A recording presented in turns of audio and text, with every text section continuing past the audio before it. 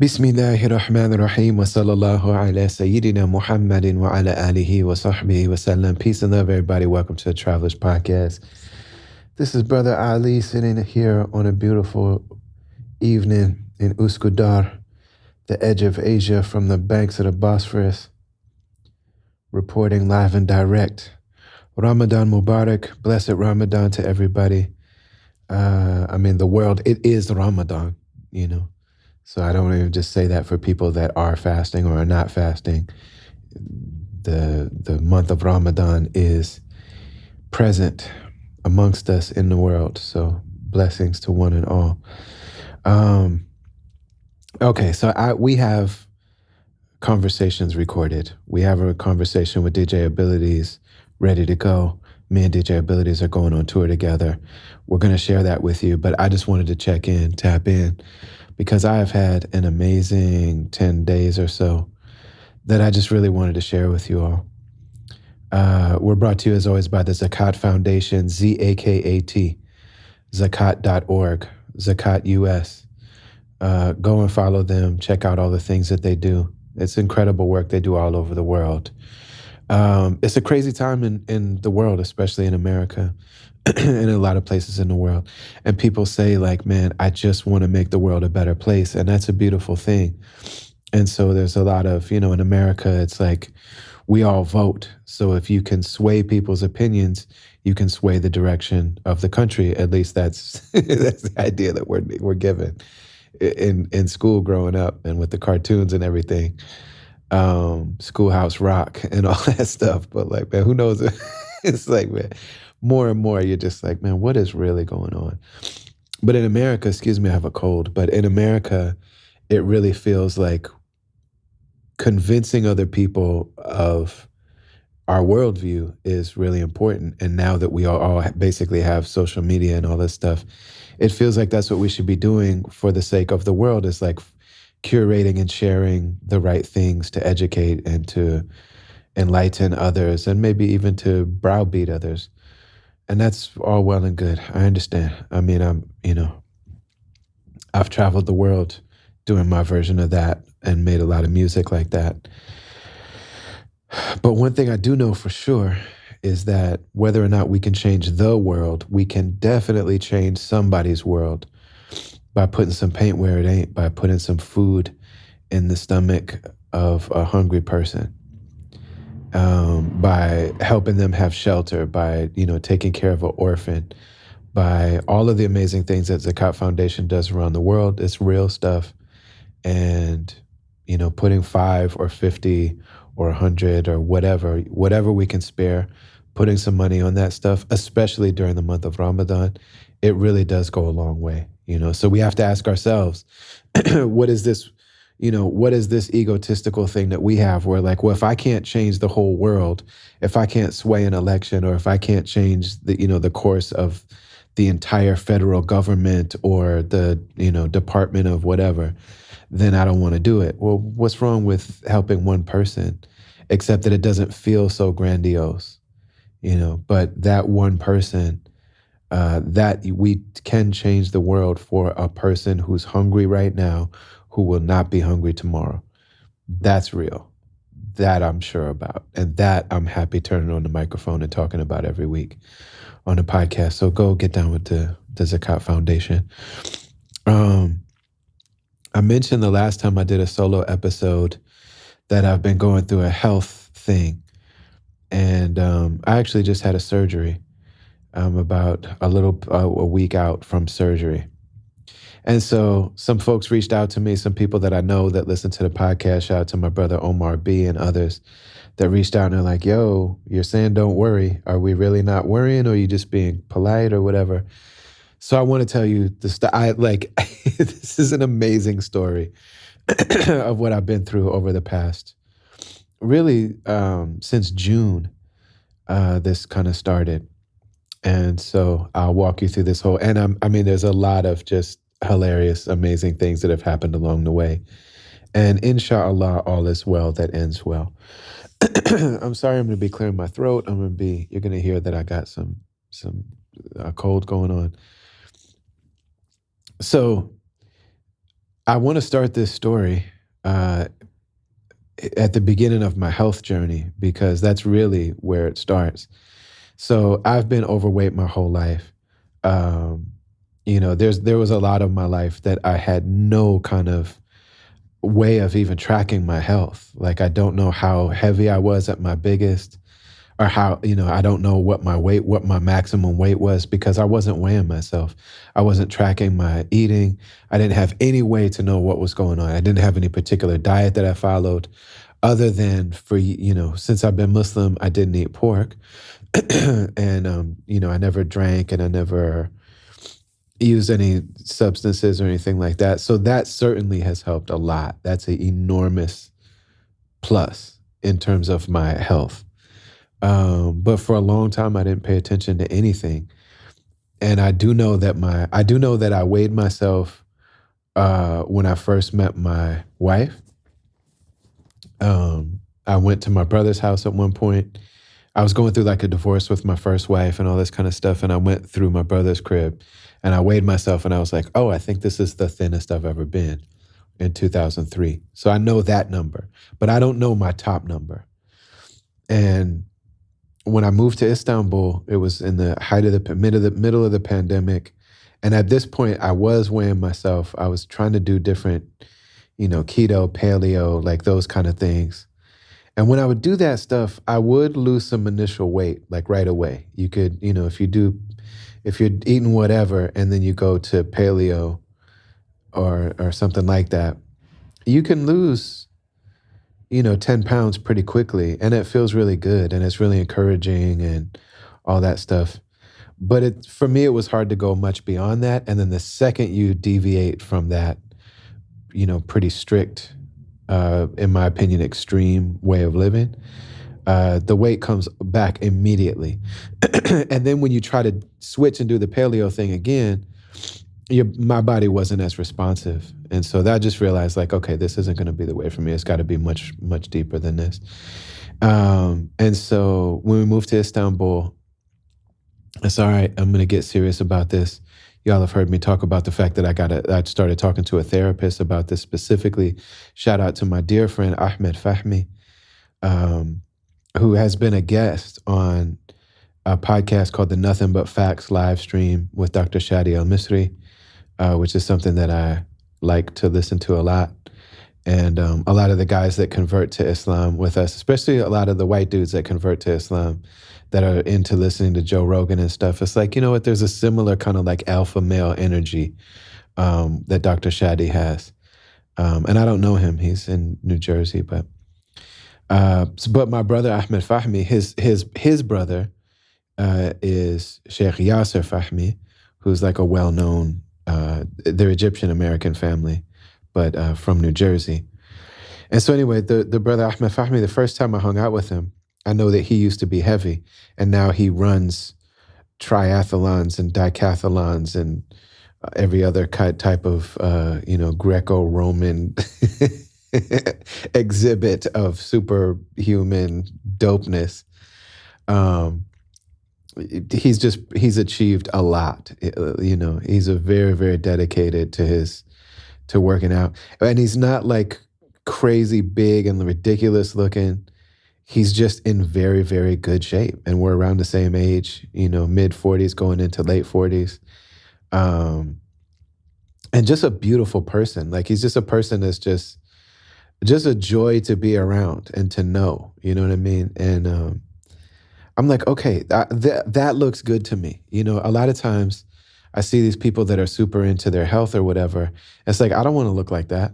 And I don't want to be that person. Like, I don't admire this person. Like their disposition and demeanor and all this kind of stuff. I don't want to be like that. I don't want to be fat either, but like, I don't want to be that necessarily. And, so it was really cool to be able to have him as a reference. And the fact also that he used to be heavy. And so he was really the one that said, I'll give you some stuff to do and it's going to help. But until you address your relationship with food and your relationship with your body, that's when it's really going to start to change. And so then Dr. Ebony Butler, Food is Not Bae, that's when that kicked in. And I did some other direct therapy too. And it's been about a 3.5 year thing. And I started out with the goal of losing around 70 pounds was my initial goal. And I gave myself a 3 year window to do it. And when I hit the three, and I'm about 3.5 years in, and I'm very close to hitting it. And it still fluctuates. So like there's times where I'm really on point and I'll be like really close to that goal. And then there's times where my discipline or my focus or my ability to stick to routines and things will wane a little bit. And so I'll drift upward in the weight. But overall, I'm down between 50 and 65 pounds. And it's just, I just live differently now. My relationship with everything is different. And it's, you know, uh, undeniably better. Like I feel better. People tell me all the time, like, man, you're not aging. And, and I'm performing better. I'm in a better state overall. No question. So around June, though, I started to take it to the next level. I'm like, okay, I need to step it up. So I went from walking 10,000 or 12,000 steps a day. I started walking to 15 to 20,000 steps a day. And I also, along with going to the gym, I got a good trainer. I've been going to the gym. I started adding deadlifts and squats, like with a big like barbell and all that kind of stuff. And I started having some discomfort where you, as a man, would least like to have discomfort. Like you want your lap to be to be reliable. You know what I'm saying? It's like, come on, man. You want your lap to be in good shape. I've never had problems before, thank God.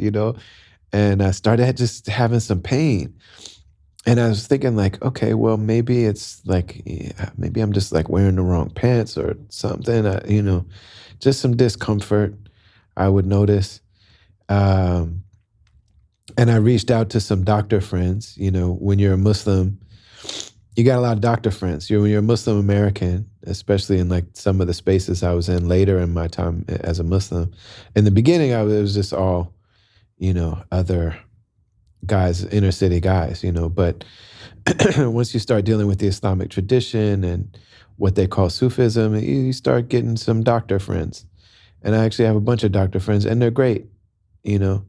And shout out to my dear friend, Dr. Ryan Harris, who is a convert to Islam, hip hop head.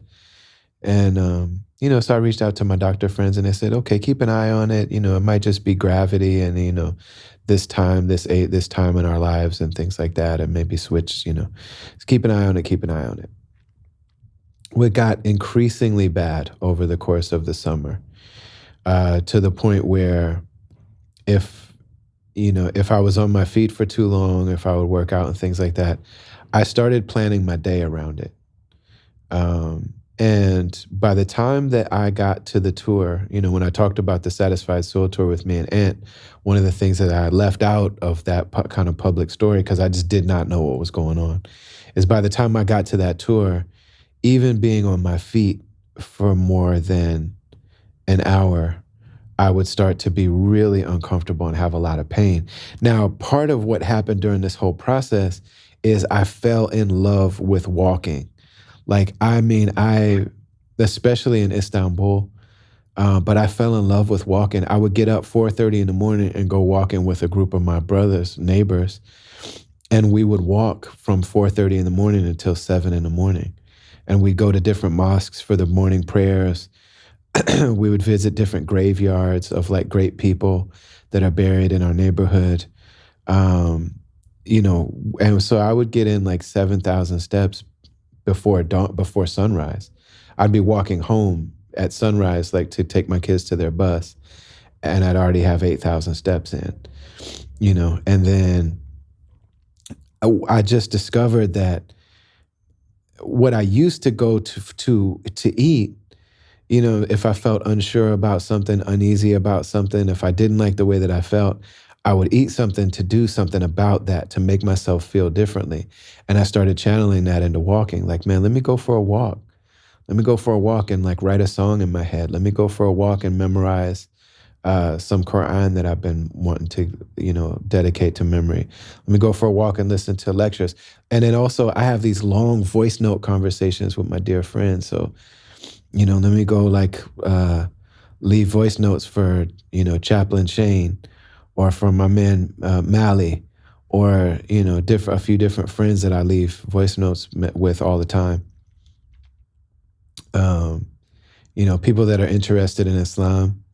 I do long voice note conversations with people and like long interactions, and so I just walking became something really, really important to me in my life. Because I could solve almost any stress for any stress I was feeling. You go for a walk, and you come back and it's just better. You know what I mean? Like you have a different approach. It just became, and increasingly, like I started to know, like if I go for a walk, I'm gonna be in real discomfort and pain by the time I get back. So by the time we hit the tour, I couldn't go for walks anymore. And I'm still thinking it's something dealing with like the gravity of my. Now, I told BK1 about this and he died laughing. He was like, this is the funniest problem for a rapper to have. Like, you're telling me that your private parts are too weighty. He's like, man, Ludacris would have so much fun with this. And I'm like, no, that's not that kind of claim.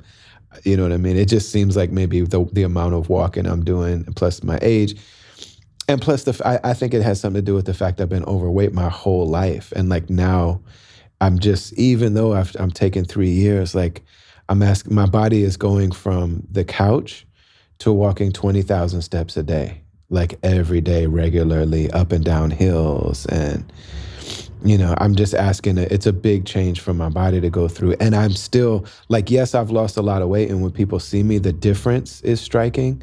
But I think I'm supposed to be like a tall, skinny person. And I still do have a lot of fat on my body. And, so my body is still like carrying all of that around. And so, yeah, man.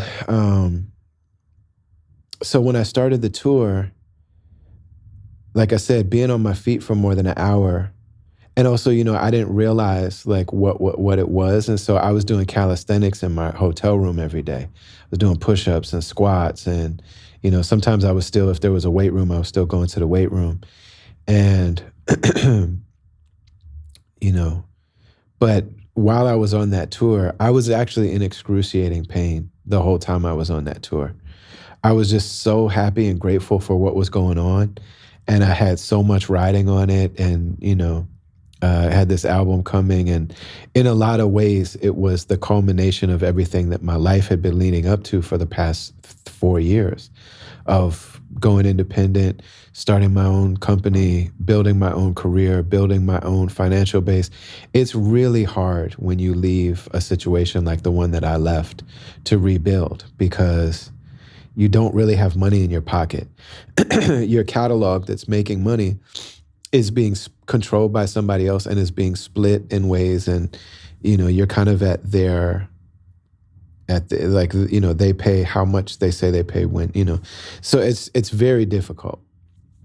Artists typically are in debt to their labels. That's the way that the setup works. Not that anybody is doing that intentionally to anybody else, but it just seems to be the way that it always works out, that it usually works out, is the artists are in debt and, to the label, and it's almost impossible to leave, and so to step away and do that was a big deal. And to get to the point of being able to finance this album with Ant, to be working with my dearest friend again, and then to have this tour coming up. And it's just like, man, I have to push through this. And I was doing so willfully and like jubilantly, like I was happy about it.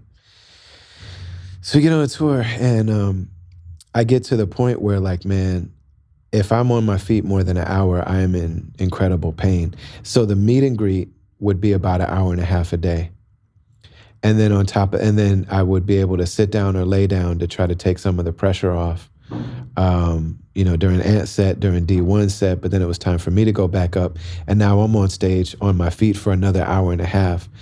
I didn't say anything about it, but there's times where by the end of the show, I was holding on to the microphone stand to stay upright. Like I was in tremendous pain. And a couple of those shows in particular were just excruciating. It was hard to breathe. It was hard to, like, man, I was in tremendous pain. As a matter of fact, there's a picture of Ant helping me off stage. And I think I wrote in a caption that, Ant knows I can't see very well. And that's also very true. Like, anybody that's around me knows that I can't see well. And there's times where people just kind of start realizing, like, oh, I have to tell Ali that there's a curb coming up. So anybody that's been around me, Mally or my wife or BK or anybody that's around me a lot knows that. And so that is true. That's not untrue. But that particular day, Ant was physically helping me off stage because I was in excruciating pain. So I go to the doctor in Reno, Nevada. And I'm like, I have to go to the hospital. I have to go to the doctor. And the big concern, I'm just going to let you know that the big concern that I was carrying is, could this be testicular cancer? It's like I gotta go get it checked out. So I go to the doctor in Reno, the urgent care place, and it turns out, excuse me, they don't have the equipment that they need. I'm gonna have to go to the hospital. But yeah, so I go to the hospital. I get to the hospital, and I swear everybody at the hospital knew who I was. Like, they were all fans. They're all like, yo, brother Ali, man, this is so great to see you. And what are you doing in town? And that was infuriating because the main problem right now is that we go on tour and we release new music and people just don't know it's happening. Like, doesn't matter how much you post on social media, doesn't matter how much.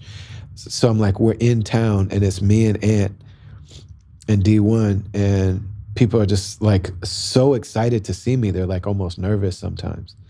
But they have no idea that we're in town. They have no idea there's a show tomorrow. They have no idea that we're making new music still. It's just like, whatever happened to you? Like, man, what do you mean what happened to me? I'm out here. I got a podcast every week. I'm making some of the greatest music of my life. I'm here on tour with Ant. They're like, yo, Ant from Atmosphere is here. I'm like, yes, man, what. So I'm in the hospital in Reno for my private parts, and everybody recognizes me. And there's like people coming in and out of the room, and there's like people checking. So also keep in mind, I'm a Muslim. I've been Muslim 30 years. But for the last 4 years, I've been living in a very traditional neighborhood in Istanbul where men and women are not alone in a room together. We don't shake hands. We don't hug each other. It's all love, and it's all very warm and very communal and like familial. And like, my friends' wives, like, I know they love me. They know I love them. I'd do anything for them. But we don't hug each other, and we don't shake each other's hands, and we don't hang out together. There's just like a very, there's a deep respect for privacy between men and women. It's especially for women's privacy. But like, so I go to the hospital and it's like, okay, we're going to give you an ultrasound on the whole area.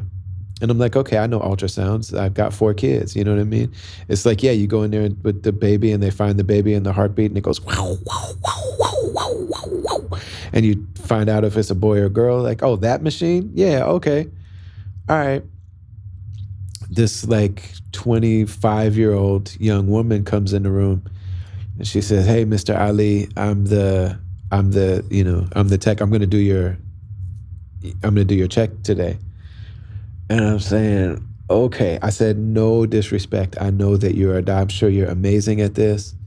I'm an Orthodox Muslim, and I just have to ask, is it possible that there's a man that could do this? Only because it's dealing with my private parts. Like, We're not supposed to reveal. So in Islam, men don't even reveal their private parts to other men. You know what I mean? It's a very, like, privacy and modesty is one of the crowning virtues of the religion of Islam. And people know that about women, but that's true for men too. Like, I go to the hammam, I go to the, bathhouses and things like that. I also go to the gym.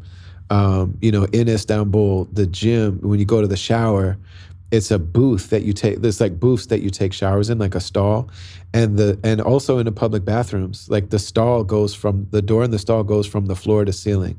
There are no gaps. You know what I mean? People aren't naked completely in the changing rooms, in the at the gym, at the bathhouse, all that stuff. Like, you're always covered from the navel to the knee, always, and it's that. So I'm just like, no disrespect. I know you're amazing at your job. This is not, I have to ask, is it possible for there to be, and she was like, yes, but you'd have to come back tomorrow. I can't come back tomorrow. I'm leaving town.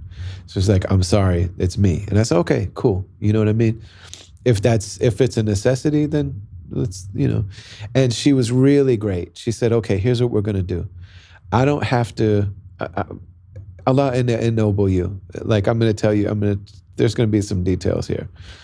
She said, I don't need to examine your actual sexual organ. So she said, we're going to set you up in a way, like we're going to put towels like this, holding this up and doing with that, and you can hold that to the side, and we do like this. She said, but I do need to examine, your other parts. I said, okay. So we did the whole examination. She said, okay, nothing is out of place. There's no masses, there's no bumps, there's no lumps. So testicular cancer, there is no sign of testicular cancer. I said, okay, alhamdulillah, thank God. So then she said, and it does not appear, I'm seeing no signs of infection. I said, oh, okay. So I'm thinking probably a hernia. And she said, I'm seeing no signs of hernia. It's like, okay. So she's like, so good news. You know what I'm saying? Like, all the major things that could be wrong, none of those are happening. So I'm like, all right, yeah, good news in one sense. But bad news in this, like, we don't know what's causing this discomfort and pain. Like, I'm living with tremendous pain. And so she said, I could give you pain medicine, medication. And I said, no, we can't do narcotics, so I can't do that. Like, I could take some over the counter stuff, but like, I can't do anything that's going to alter my perception of reality or be habit forming. Like, I'm not allowed to do that. So she said, okay, but the whole time I'm being checked out, there's all sorts of like texts and people coming in and out of the room that are straight up fans and are like asking me for autographs. The man who came, and God bless you, sir, if you're hearing this, but there was a man that came in that came to take my urine sample. And he's like, yo, Brother Ali, I don't want to say anything, man, but man, I'm a huge fan, and da-da-da-da. Literally, as I'm handing him a cup of my urine, like from my hand into his hand, he's like, yo, I'm a huge fan. I'm like, sorry, I'm handing you my pee. He's like, no, that's what I do. The man actually, so, and all these people are coming in and out of the room, and I don't know who's fan. So I had to ask this young woman, like, while she's checking me out, I said, and it's such a horrible thing to say. I just don't know. How do you say something like this? I said to her, as she's checking my testicles, do you know who I am? Do you know who I am? I don't know if I've ever asked anybody that before. And she's like, no, but everybody seems to like know you. Like, are you like, what do you do? And I'm like, I'm a musician. I'm a rapper. And she's like, oh my God, like, am I supposed to know who you are? I'm like, no, I never hit any like radio hits or anything like that. I'm independent. And so it's like, if you know who me and my friends are, you probably, the people that know who we are really love our music, but we're not like famous in this, in like that sense, like Eminem or something, or like Jay-Z or something. She's like, oh, okay. Wow, yeah, she's like, well, yeah, what's your name? You know, I'm gonna look you up and all this kind of stuff. And I'm just like, yeah, this is like, you know, underground hip hop from the like mid 2000s, you know what I mean? From like, you know, 2010 or something like that. It's like, yeah, I'm gonna check it out. That's great. It's really cool, you know. So she goes in the other room and like listens to music or something. But there's all these people that I know who I am, and they're walking in and out of the room while I'm getting my private parts checked. And you know, it's interesting. My wife said, you know, men are so weird about having these kind of checkups. She's like, for women, we have to go through this from the time we're like 12 years old. It's just like, yeah, go in a room and take your pants off and get, you know what I mean? You constantly are getting poked and prodded and checked and, you know, assessed and all this kind of stuff. But like for men, we don't go through that as much. And I will say that people know this, that men's private parts, again, Allah ennoble you, but our private parts have a situational awareness. the way that men's private parts are is based on what we think the purpose of this situation is. You know what I mean? They've got instincts. You know, so it's like, if they don't like the situation, they are retreating and they're trying to stay out the way. You know what I mean? They only really present themselves when they think that this is a welcoming atmosphere for them to be, if they know they can be useful. And so it's just not a very flattering situation. But it's just like, yo, man, I'm here. Man, I have children.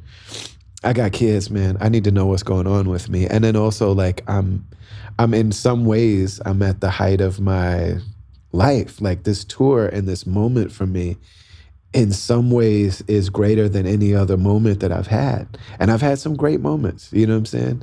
Played the main stage at Coachella and toured with all my heroes. And I did a tour with Rakim and Ghostface where I was paid a lot of money every day to travel around on a tour bus with Rakim and go clothes shopping every day before the show.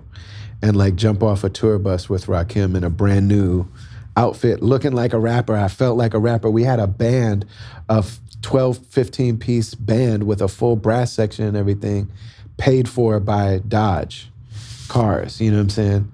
Like, man, I've had times that have been like really like, yo, man, I feel like a for real rapper right now. And, but this in a lot of ways was the height of where I was at and what I'm doing. And, you know, but this is the situation. And, so I go to leave and it's like, okay, it turns the hospital in Reno, and it turns out, doesn't look like there's a lump that could be cancerous. Doesn't seem like there's an infection. Doesn't seem like there's a hernia. So that's all good. But we don't know what it is. So it's like, okay, I guess I'm just going to be in pain until I can see some sort of specialist or something. And I don't even know how I would go about doing that in Turkey. You know, so I'm kind of leaving and I'm like happy, but I'm also really not. And the guy who recognized me, who asked for a urine sample, comes back in the room and says, hey, man, could you autograph a urine cup for me? So like, this is my life. This is my life. Like, yeah, I'm autographing a urine cup. So finish out the tour. It's a lot of pain, a lot of discomfort, but it's an amazing tour. Get back to Istanbul, and a friend of mine who actually runs an extremely successful Islamic music like record company. I won't say his name, but really beautiful man. Yes, I will. It's a brother named Bara, and he runs a company called Awakening Records. So there's a singer named Maher Zain that is like, I don't want to say like he's the Jay-Z or the Beyonce, or he is the biggest thing, especially in English language Islamic music. He sings all the biggest hits. Like, he's a global superstar. So the guy that owns the record label lives in my neighborhood. And he was telling me like, yo, there's a good sports medicine guy. He deals with all of the like these big football players and soccer players, and he speaks adequate English. That's who you should talk to. I said, oh, okay, my man. So I go see him. He proceeds to give me the most painful examination I have ever had. I mean, I was like yelping in pain. But he says, okay. He said, I'm gonna tell you right now, it seems like you have a hernia. And he just told me straight up. He's like, you were fat your whole life, and you still kind of are. And the tissue in this part of your body, now that you're pushing yourself, the tissue in your body wasn't ready for all that. You probably got a hernia, but go get an MRI. So I go get an MRI. And before that, now they're giving me another ultrasound and MRI. And they said, Brother Ali, I'm sorry to tell you, you've got two hernias, one on each side. One of them is really big. The other one is developing. We're really sorry to tell you that. I was elated. I was so happy because I'm like, okay, mashallah, we know what to do about that. First of all, I know what it is. And then also, a lot of men have hernias. It's part of why I decided to talk about this, because as I started to open up to my friend group of men around my age, I realized how many of this have either been through it or are going through it. One of my friends is like, yeah, I'm probably going to go into surgery during this Ramadan. So I was like, okay. And he said, yeah, it's very in vogue right now. That's what he said to me. If you're hearing this, you know who you are. I'm not going to say your name, but because I don't know I don't know who's sharing what with their friend circles, but a lot of men have been through this, are going through it. And women do get hernias too, but it's much more common in men. So they said you got two hernias. One of them is really big. The other one is a little smaller. But I was so happy. I know that we can do something about this. There's stuff to do about this. So okay. So he connects me with a surgeon. But I'm headed to America this is all just in the last couple of weeks. I'm headed to America for this press tour that I just did. I went to New York for 3 days. I went to Seattle. I went to Oregon. And then I went to LA for a few days. 10 days in America by myself, doing this press tour by myself. I mean, I'm carrying my bags and all this kind of stuff. And I'm in pain the whole time. You know what I mean? If I came through your city and we didn't hang out, it's because I didn't want to tell you that I kind of just need to be laying down because I'm always in pain in my lap. I'm in pain. So, because, you don't want to bother people. And in the back of my mind, I'm like, man, if this is cancer, then I need to think about how and when I'm going to tell people. Alhamdulillah, it's not that. So, I finish the press tour, come back. I land on a Friday. Surgery is this past Monday, a week ago Monday. So I go into surgery. I'm talking to the surgeon, and he doesn't speak English really. And so I'm communicating with him on Google Translate. I figure out, okay, don't eat for 24 hours. I guess I only needed to not eat for 6 hours or something. I didn't eat or drink anything for 24 straight hours. I'm like, man, I'm going in there empty. So I go in, and, when you're going under full anesthesia, you're really putting your life in the hands of the people that work on you. And so I love this country. I really do. But I've seen how, Turkish people are really either excellent at their job or they could not care less than how they care right now. And I mean, there's some really serious people with serious jobs that don't give a damn about doing a very good job at all. You just never know. I mean, it could be a school bus driver could just not care. You know what I'm saying? Could just be hitting crazy turns and none of the kids got seatbelts on. And you know what I'm saying? It's just it could be people building a building. I've watched people build buildings from the bottom floor, and I know damn well nothing in that building got done right. I just know it. You know what I mean? I know it. And it looks like a luxury building, but somebody moves in there and like their walls are leaking from the day they move in. You know what I'm saying? But then also there are people that are incredible at their job. Um, it seems to be two extremes in my experience, but it's just my experience. But I'm like, man, I'm really trusting this surgeon and I'm really trusting their whole crew. And like, I don't know this dude. I don't know these people. You know what I'm saying? I can't really talk to them. And then anesthesiology is like, my understanding is that they use these drugs to put you under. I mean, that's how they say that's how Michael Jackson died. That he was like, he had somebody like an anesthesiologist putting him under. And because your body basically shuts all the way down and then they keep you alive and then they bring you back out of it. So it's just a moment to sit with your mortality, you know? And as a Muslim, especially living in Turkey, there's graves everywhere. There's funerals every day. You know what I mean? Like I've washed dead bodies of people that I have known and strangers too. You know, we slaughter animals. Like life and death is really, and also, you know, touching each other is really part of what we do, you know? It's very present. Like we live the culture of Islam is very present with death. It's just a very, like we don't, and you know, you see like mainstream American society, the denial of death is just really profound. When you're a Muslim, you see it plain as day. Like, man, death is just not acknowledged, you know, ever, not really, not the way it is in Islam. So I'm just like, yeah, man, you know, I'm going in there and I'm like, okay, so many things in my life are still not in order, you know?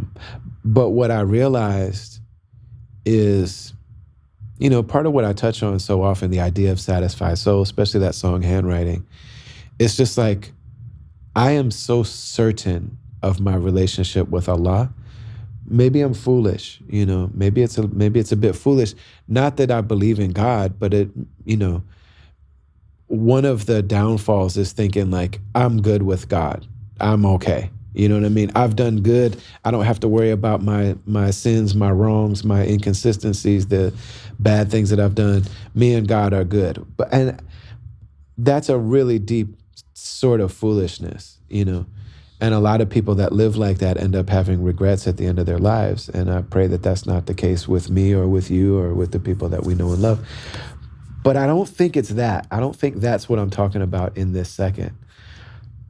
I just think about how many gifts I've been given and how many times over and over and over and over and over again, Allah has given this person signs and overtures and invitations and reassurance. And I mean, it's just, these things are gifts. And it just really occurred to me that like Allah rewards us for things that he facilitated and even made easy for us. Like anything good that someone could be like, oh, Brother Ali did this thing or did that thing. I hope it was sincere. I hope it's accepted. You know, the sincerity and the acceptance go hand in hand. So if I was doing that to put a show on, or because even for myself, or even because I wanted you to have a good opinion of me because I need to be liked, you know, and validated, because I felt invalidated as a kid. And even as an adult, I still, to this day, feel invalidated all the time, you know. And the closer I get to God, the less that's going to be a thing, you know. Inshallah, we pray we have a long life, and that we get it right, and that we get and that we're guided, and that we make good on the guidance that we've been given. But over and over and over again, you know, I've just been given these things. So like any good thing that somebody could say about me, either those are things that Allah made easy for me, or Allah made me love them so much that working on them, all the hours and years I've spent working on them, is just a labor of love. It's like, it's not even real work, you know. The idea that Allah would reward us for something that he facilitated, gave us as a gift and just made easy, or just put us such a love inside of us. It's all generosity. It's all a gift, you know. And there's been multiple times where I thought it was very possible that I could die, like imminent. My death might be imminent. Multiple times in life. And I always just have this feeling with Allah that like Allah says whichever of my servants loves to meet me, I love to meet them. And I am as my servant believes me to be. If they think I'm merciful, then I'm merciful. If they think I'm, it really is about our opinion of Allah. And like, I've been given the gift of, I have no choice but to have a very high opinion of God because of what I've been given, the gifts I've been given,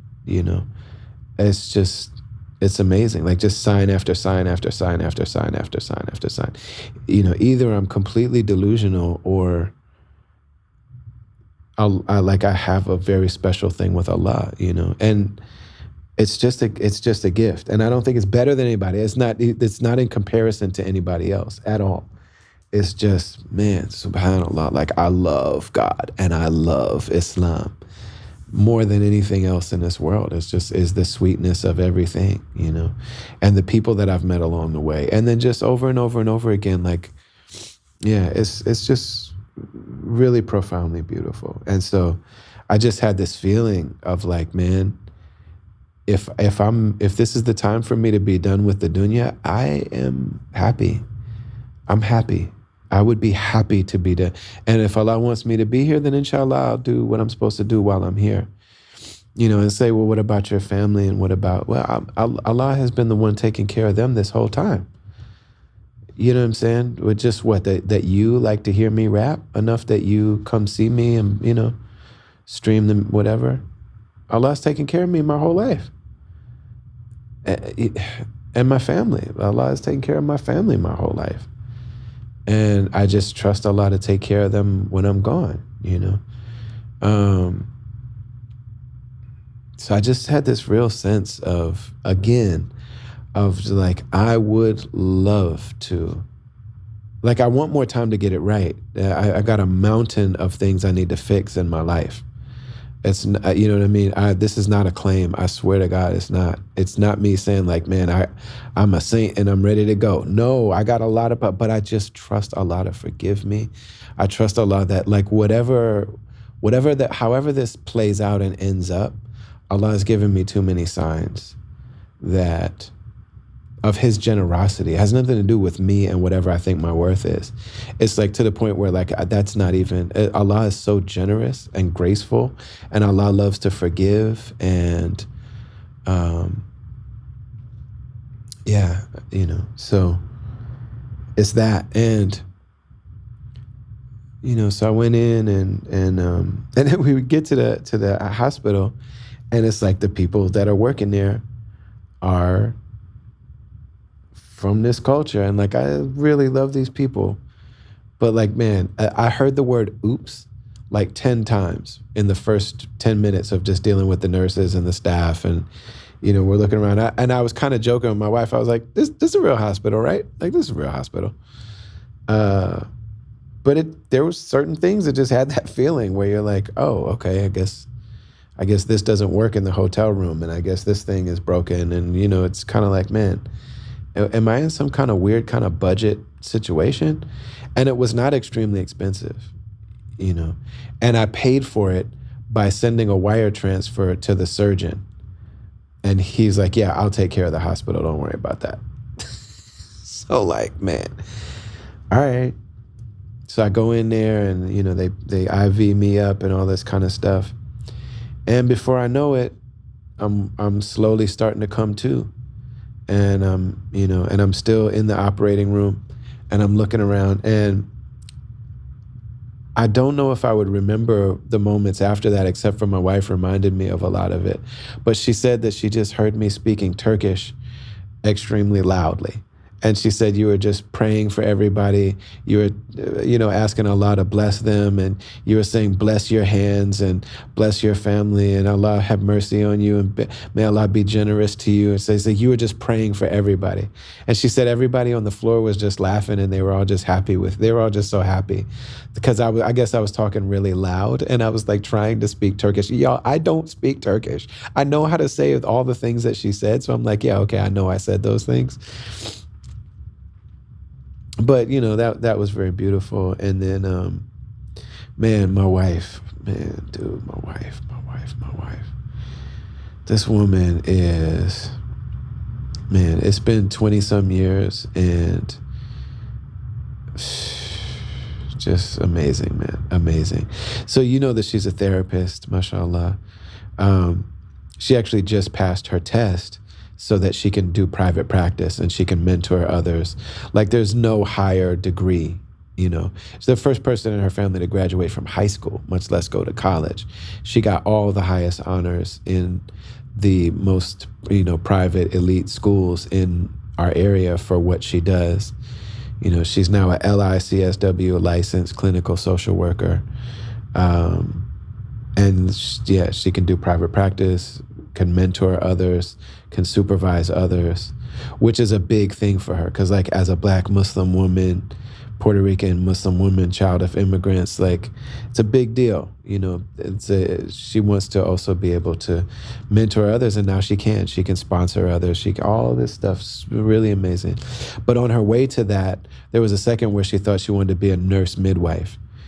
She loved being pregnant and giving birth to our daughters. And so she's like, I want to help other women with that, because that's another area where Black women are profoundly underrepresented, and Black women are given horrible treatment. Shout out to the beautiful people at Roots Birthing Center in Minneapolis.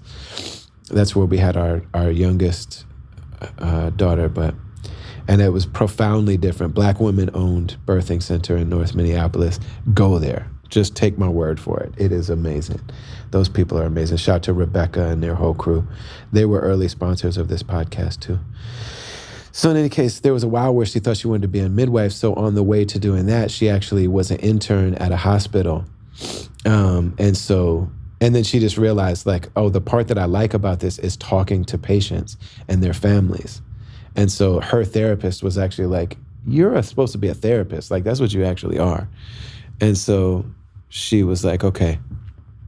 So that's when she started doing that. But so like, my wife like worked at a hospital. And so, man, when I got back in that room, the one of the first things I remember is just her springing into action, man. I was so cold, and she had gotten a whole bunch of blankets and like covered me and had socks ready to put on me and a hat ready to put on me. And she had the second I rolled in, I just felt her putting socks on me and putting a hat on me and my prayer beads, these beads right here, just in my hand. She knew what I wanted to feel good in that moment. And she's like telling me about all these things that I was saying. And she's like, yeah, you were just talking about Allah and you were talking about all this and this and this. And I guess I told her, we come into these places and sometimes we don't make it out. Sometimes we go from here to the graveyard. I said, but today we came back to the dunya. Today Allah put us back in our bodies and we're in the dunya. And I said, so we have work to do. It means we have work to do. And so we're going to do our work, inshallah. And I guess I told her, if I die, you can get married again. That's okay. It's all right. I'm just telling you it's okay. Because there's no way you're going to love him like how you love me. So that's okay. But don't tell him that because it'll mess him up. But you can tell our daughters, we don't love this guy as much as we love daddy. Oh, man. But, it's a trip. Like, living in Istanbul, living in Turkey, like men touch each other. Like it's a very touchy society. Men are with men and women are with women, but we're very affectionate with each other. And there's this thing where like, okay, so you go to the bathhouse, the hammam, and you get naked except for a towel from your navel to your knees. And you go in and you sit in the sauna and you shower and you lay on a hot stone and it like it's opening up your pores and everything. And then you go and you lay down on a table and like one of your neighbors is in there and they scrub your body head to toe, like they're scrubbing you. And they got these things that like a layer of your skin comes off. Well, every time I've ever been in there, they scrape your skin off your body and then they show it to you. Like they like hold it down in front of your face. Like, look at the skin that came off you. Look at the skin I got off you. And then, the barbers will do like a facial if you like. And there's times where I'll be doing it.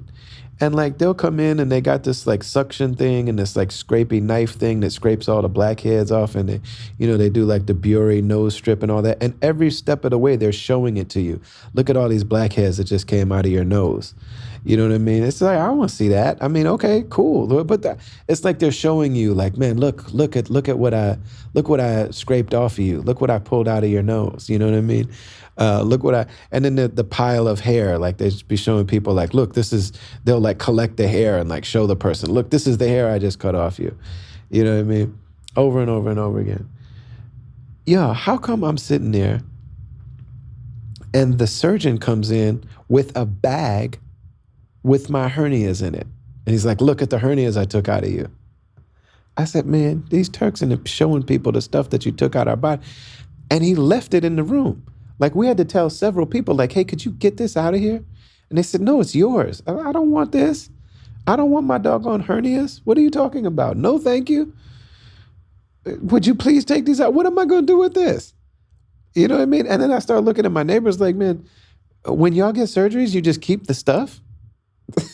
Like, what you mean it's mine? I don't need it. Like, what am I going to do with this? What am I supposed to, I'm gonna put it in my fridge? Like, what the hell am I going to do with my hernias, man? So anyway, they finally took them away, but it took hours. It took like several different people coming in the room like, man, would you please dispose of this bag? Eventually my wife took it and put it in the closet. Said, we don't want to look at these hernias. So anyway, so I go home and I knew it was a surgery and I knew it was going to be a thing. We spent the night in the hospital. My wife stayed with me and she was just so sweet and so good. And the people at the hospital were actually really nice, especially the women. You know what I mean? And the women is so funny. Like, my wife is black, and there's not a lot of black people here, but their racism here is not towards black people. Like they're racist against like Syrians and Afghans. They're not racist towards black people though. At least that's what everybody black that I know here has said. And so my wife gets this a lot, especially in this country, but in general, like she's a very beautiful woman. But, all of the nurses were coming in and telling her, they're just like, you're so pretty, you're so cute, you're beautiful, and you take such good care of your husband. Like they just were like, they really were loving on my wife. It was very, very sweet. And she does, and she is. And then, so we come home. I did not realize the toll that this surgery was fixing to take on my body. I guess one of the hernias was really big. It was one on each side. One of them was really big. And so the surgery was like really intrusive and invasive. And again, forgive me for saying all this stuff, but like my body underwent a trauma.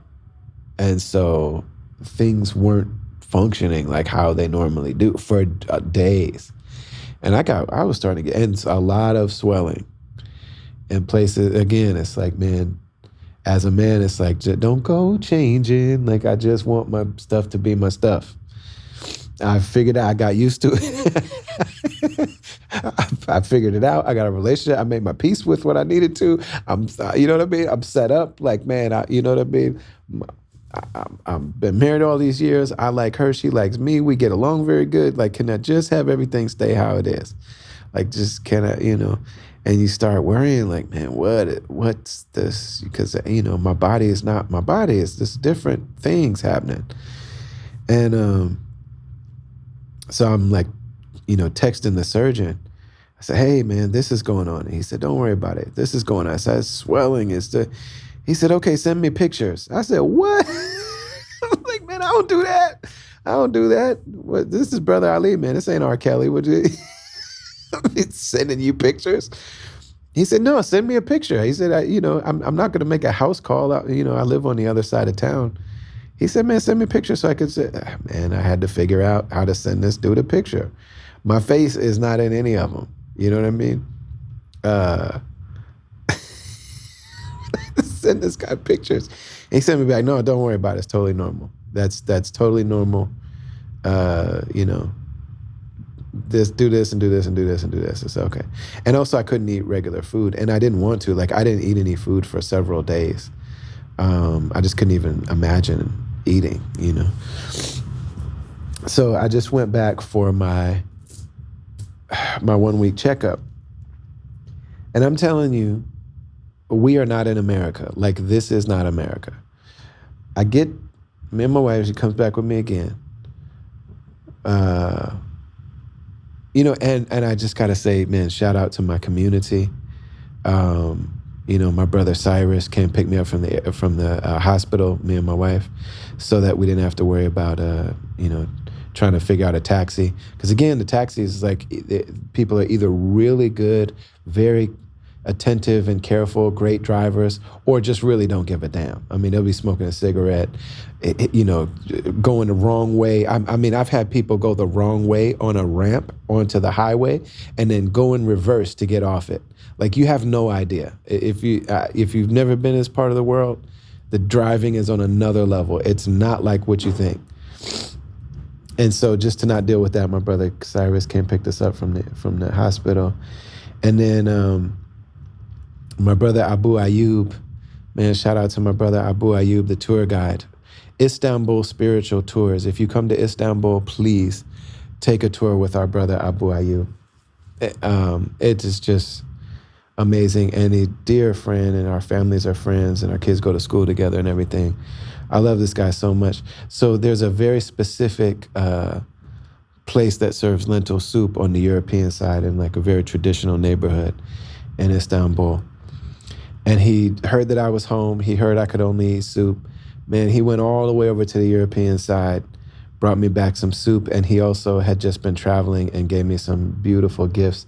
I felt so bad. I was sleeping when he came by, and I woke up, and my house just smelled amazing. And I said, man, I know that smell. Where'd you get that?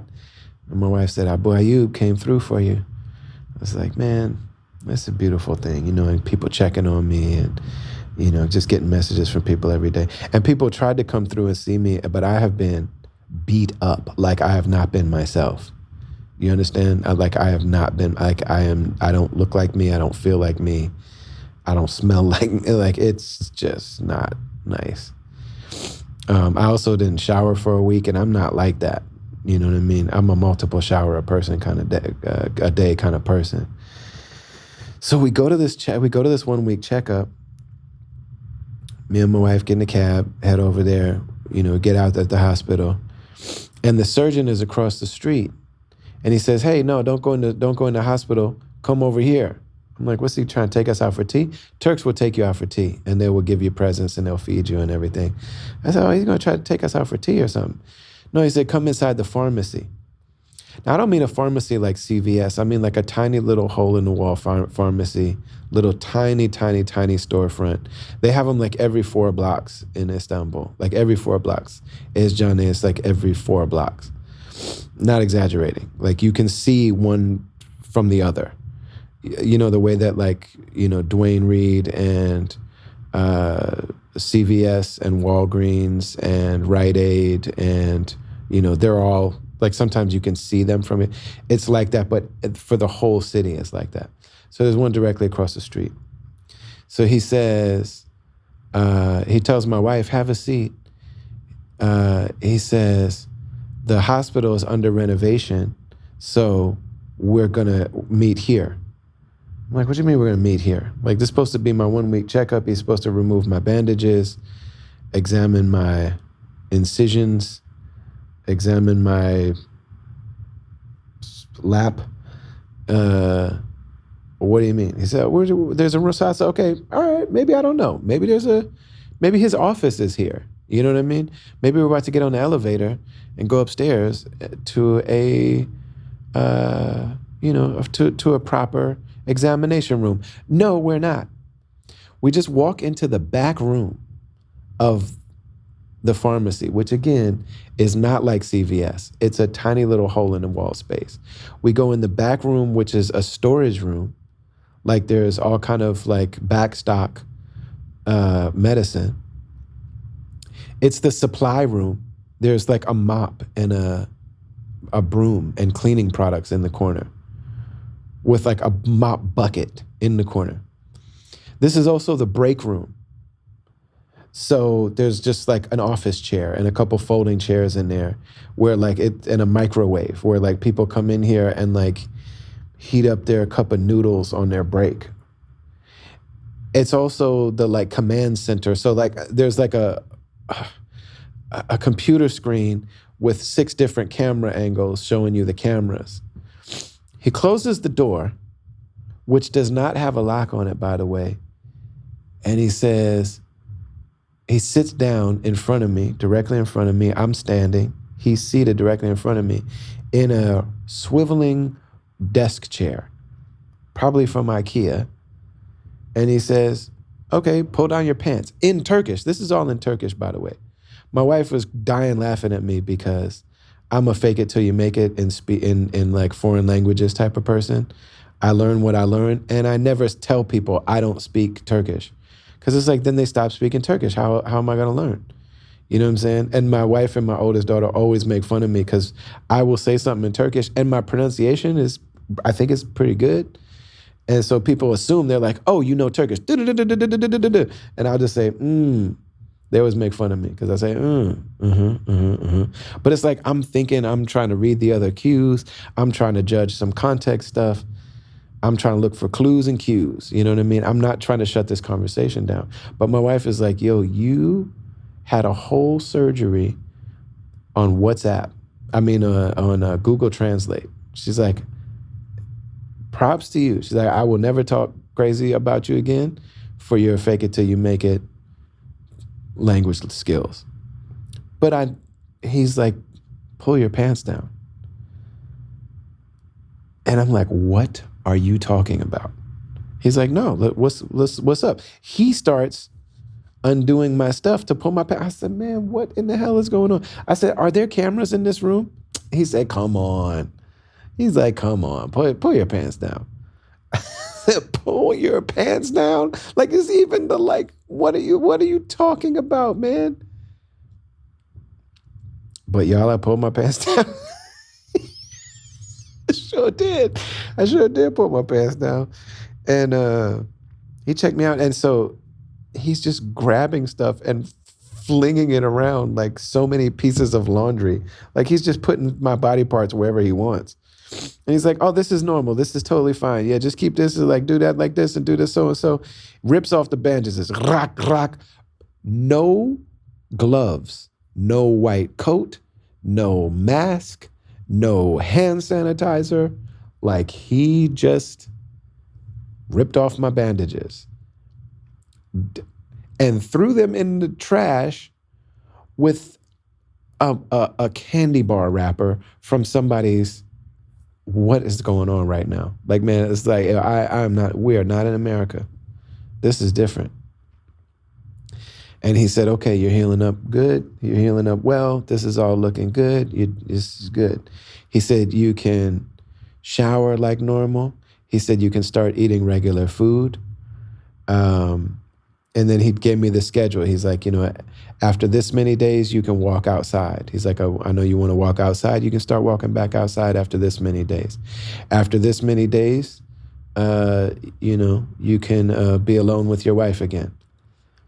After this many days, you can go back to the gym. After this many days, you can lift weights again. I said, man, I don't even know if I'm going to lift weights, man. Like, honestly, I don't know. DJ Abilities that I'm about to go on tour with is a yoga instructor, or he's like one certification away or something. I said, man, maybe I'll get into yoga. Maybe that'll be the way forward or something. But so I'm back home, showered, ate food. Man, I could only eat soup and bread for a full week. And my wife along with all these other amazing things, like since we moved to Turkey, has just become an amazing cook. She was not that when I met her. She was surprised at my eggs. And I could cook, you know what I mean? Alhamdulillah, I can cook. But she was impressed. When I first met her, oh, she was impressed with anything I did in the kitchen. Because she could not do the same. Oh, man. Bless her heart. But I mean, man, this like she became the type of cook where like now when it's like, oh, mommy's making so and so, like everyone in the family is excited. Her food is like medicine, man. Yeah, man. It's just like you go through these things in life and there's highs and lows with everything. And if you listen to this podcast, you know how I feel about my wife. It's just a gift. It's one of the many gifts from Allah that on paper it made no sense. And here we are, and it just gets better and better. And I mean, and we have real life. We are two very real human beings that have been through some very horrible things. And I just saw this thing, Gabor Mate. I've been probably butchering his name. Gabor Mate. I love this man. It's so beautiful.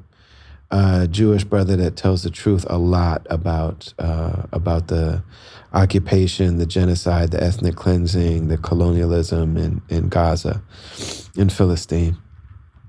But man, I saw this clip where he was saying that we usually end up marrying people that trigger the most hurtful things in us, because the most hurtful things that we are living with a lot of times are associated with the love that we were seeking as children that we didn't get. And so we oftentimes are attracted to people subconsciously that remind us of the most challenging times of our lives in our childhood. And so he said the idea is, he's like, so you're going to find your heaven in this person, and you're also going to find your biggest challenges and most hurtful stuff. You're going to trigger each other's most hurtful stuff too. And he said the idea is if you can just stick it out long enough that you grow up together and you actually heal together. And that made a lot of sense to me, because man, it's not easy. Like, man, it's a really real marriage. Like I just love this woman. She's an amazing woman. And we also have put each other through a lot, and not on some like scandal, not on some like somebody cheated or somebody beat somebody's behind or none of that. Just being human beings, you know what I mean? It's a lot, but I just feel immensely grateful. I'm headed to America in less than a week. So I hope I'm healed. I'm going to do a residency with a music school in the Twin Cities. It's also Ramadan.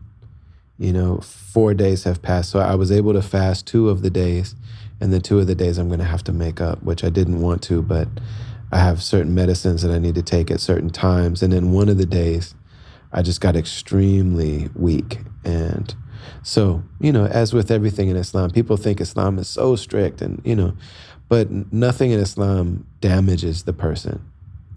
It doesn't. There's no harm and damage. There's no Islamic harm. There just isn't,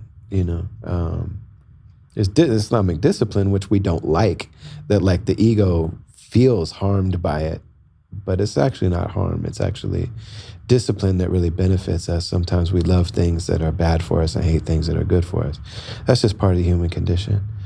And so, but if the fast is ever stopping a person from healing, or if the fast is ever actually harming a person, then you don't fast. You either make those days up later, which will be the case for me, or if you can't make the days up later, then you can feed people for each day that you miss.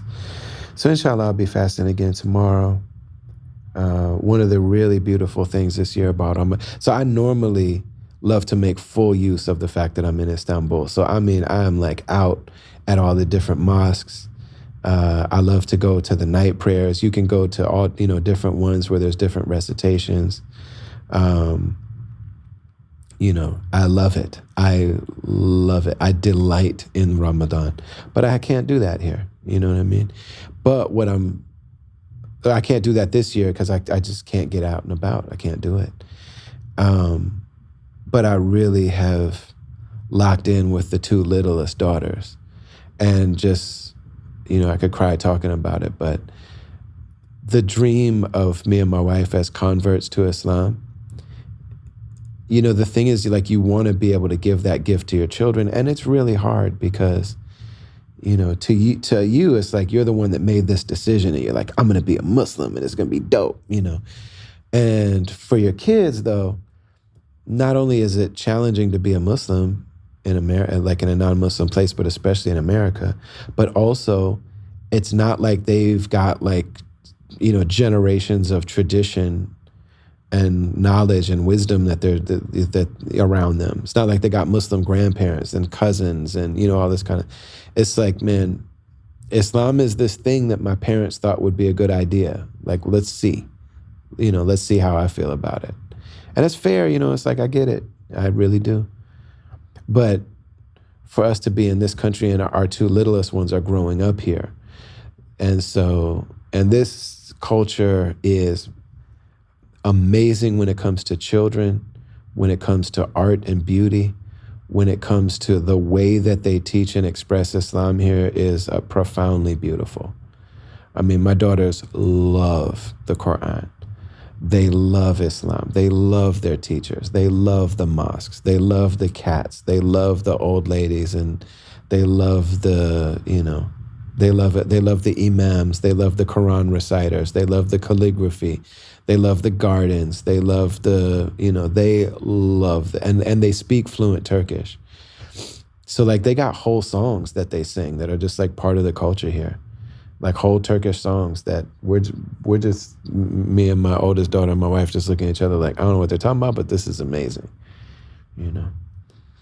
So it appears as though the good guys won this one. It appears as though, that we're going to be here for another season. Seems like we got picked up for another season of the Brother Ali Show, inshallah. And so yeah, headed to Minneapolis to do this what is it called? A residency with a big orchestra with high school kids, Hopkins High School. The Minneapolis, or the Minnesota Philharmonic something, a big thing, like a big, it sounds so stupid, a big harmonical thing, a harmonica, an enormous, this big orchestra. They built their rehearsal space at this high school so that this high school has this like state-of-the-art place, and now they have a program for that. And so I'm going to go in and perform my songs with these like really dope high schoolers. I met them when I was there last time in Minneapolis. Amazing. Their teacher is amazing. Super dope. I'm really excited. So I'll be doing that. And then me and Ant are going to do an in-store at Electric Fetus, which is a historical place associated with Prince. I can't remember exactly how. Maybe he worked there. I don't remember. But Prince had something to do with that place. And when I first met Slug from Atmosphere, he worked at Electric Fetus. So our first times hanging out, he would be like, yo, come through the Fetus and I'll see if I can take my break. So I would go see him at Electric Fetus, and he'd go to the dudes and be like, hey, can I take my break now? And they, yeah. And so we'd go outside and he would smoke a cigarette and we would talk about making rap music, making hip hop music, how we were going to do this someday and we weren't going to have jobs. And so me and Ant are going to go do an in-store signing for Satisfied Soul at Electric Fetus. Then after that, I head out to Orange County, to OC, Southern California. There's a group there called the Majlis, Majlis. And this is one of the most beautiful Islamic community projects you could ever imagine. My friend, who now is Sheikh Jamal Diwan, was a hip-hop head. His dad is Pakistani, mom is from Canada, white lady from Canada. Beautiful people. I met his parents. Beautiful people. But he's a hip-hop head. So like he grew up on hip-hop, And then he also fell in love with Islam. His dad is Pakistani, but they weren't like super religious in their house. But he fell in love with Islam, becomes Muslim, and marries a woman named Muslima. And she says, in Islam, when you get married, you give the woman a gift. And she said, my gift is I want to go study at Al-Azhar University, the one of the oldest universities in the world. And so the two of them together went to Al-Azhar University, and they're Azhari trained, proper scholars of Islam.